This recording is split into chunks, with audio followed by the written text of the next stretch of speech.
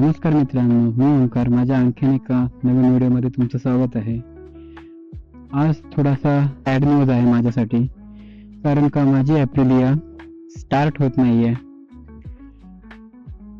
सॅटर्डेला मी मुंबईला गेलो होतो. 250 किलोमीटरच्या राईड नंतर घरी आल्यानंतर बाईक थोडासा वेगळा नॉईज करायला लागली आणि नंतर मी बंद केली. बोललो उद्या चेक करतो. आणि नंतर मग बघितलं तर काल मी चेक केलं 2 दिवसानंतर, तर बाईक स्टार्टच होत नाहीये. तर आता सर्व्हिस सेंटरला कॉल केला तर ते बोलत आहेत की तिकडनं काहीच सांगू शकत नाही, तुम्हाला गाडी RSA ने पाठवावी लागेल. तर आता मी RSA ची अपॉइंटमेंट बुक केली आहे. बाईक घेताना सांगतात की RSA फ्री आहे तुम्हाला, किती किलोमीटर अनलिमिटेड, आणि आता बोलतायत की 50 किलोमीटर पर्यंत फ्री असतं आणि नंतर जे होतील ते तुम्हाला पे करायला लागतील. माझ्यापासून सर्व्हिस सेंटर 113 किलोमीटर आहे आणि आता बाईक जर पाठवायची असेल तर 6000 रुपीज पे करायला लागतील. ते तर मी ऑलरेडी पे केलेले आहेत आणि आता बाईक सर्व्हिस सेंटरला जाणार आहे. RSA 1-1.5 तासांनी येईल. आता बघू कसं काय होतंय. गाडी पाठवून देऊ आपण आणि मग परत बाईक आणायला जायला लागेल 113 किलोमीटर.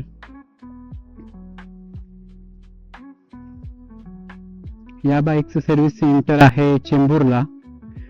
आता त्यांच्याशी बोलणं तर झालेलं आहे. ते बोलतात जेवढं लगेच होऊन देते बाईक होईल तेव्हा मी करून देऊ, कारण का सर्व्हिस सेंटरला आता मी आता जाऊन तर उपयोग नाही, कारण का बाईक पोचेल 3 वाजेपर्यंत आणि सर्व्हिस सेंटर आपलं चालू असतं ते 6 वाजेपर्यंत. तर ते 3 तासात काय करतील. तर मी बोलतो की तुम्ही चेक करा आणि मी न्यायला येतो बाईक नंतर. आता RSA आल्यावर तुम्हाला दाखवतो बाईक कशी लोड होते.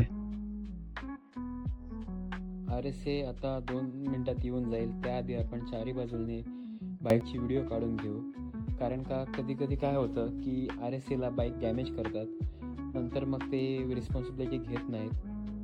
त्यामुळे आपण आता पहिले चारी बाजूने व्हिडिओ काढू आणि मग गाडी आपण RSA कडे हँड ओव्हर करू. तुम्ही पाहू शकता RSAचा ट्रक आलेला आहे. ते त्यांचे ॲडजस्टमेंट करत आहेत. आपण आता बाईक फ्लॅटबोर्डवर चढूया आणि मग शोरूमला पाठवूया. आता आपली बाईक लोड झालेली आहे. आता हे बाईक सर्व्हिस सेंटरला घेऊन जातील. मग आपण सर्व्हिस सेंटरशी बोलून पुढची प्रोसेस पूर्ण करू. बाईक आपली आता गेलेली आहे. खूप सॅड फिलिंग येत आहे. बघूया आता पुढे काय होतं. आपण आता 2 दिवसानंतर आलो आहोत चेंबूरला आपली बाईक रिसीव करायला.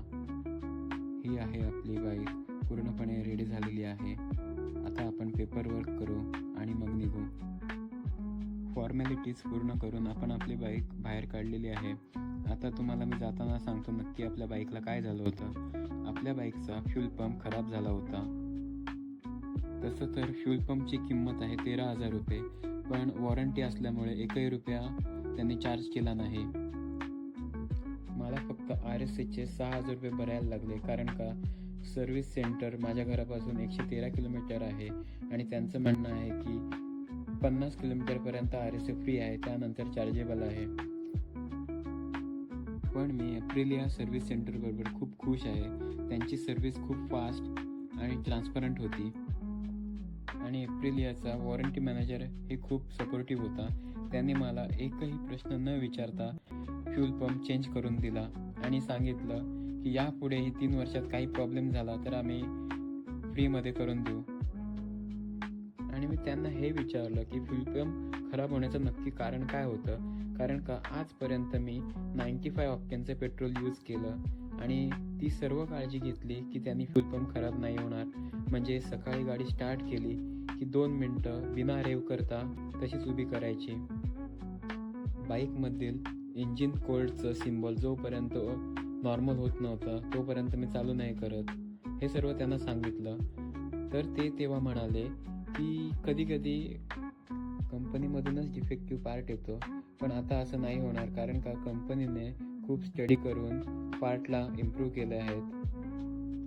आता मी तुम्हाला तो पार्ट दाखवतो. ज्यामुळे हे पूर्ण प्रॉब्लेम चालू झाला आणि एवढी सगळी मशक्कत करायला लागली.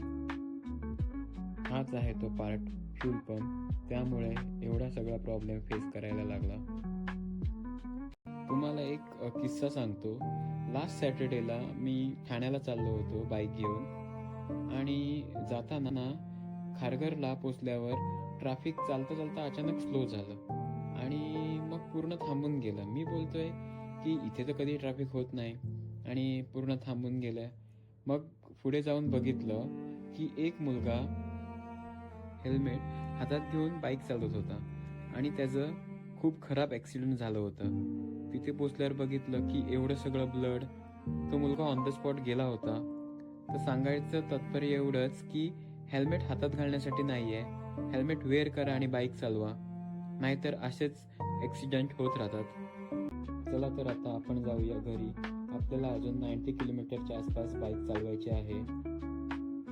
आज खूप वेदर मस्त आहे. मी रेनकोट वगैरे घेऊन आलो होतो, पण मला वाटत नाही त्याची गरज पडेल.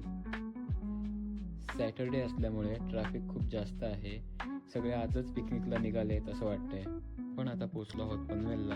आपल्याला घरी जाण्यासाठी अजून 70 किलोमीटर बाईक राईड करायची आहे. आता आपण फ्यूल अप करू आणि घरी जाऊ. मी हा व्लॉग इथेच संपवतो. तुम्हाला जर हा व्लॉग आवडला असेल तर लाईक करा, कमेंट करा, शेअर करा आणि सबस्क्राईब नक्की करा. आता आपण भेटूया पुढच्या व्हिडिओमध्ये. तोपर्यंत नमस्कार.